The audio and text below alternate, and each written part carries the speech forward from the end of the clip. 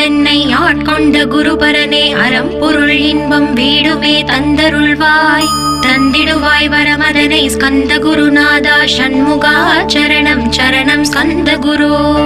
காத்திடுவாய் காத்திடுவாய் ஸ்கந்த குருநாதா போற்றிடுவேன் போற்றிடுவேன் புவன குருநாதா போற்றி போற்றி ஸ்கந்தா போற்றி போற்றி போற்றி முருகா போற்றி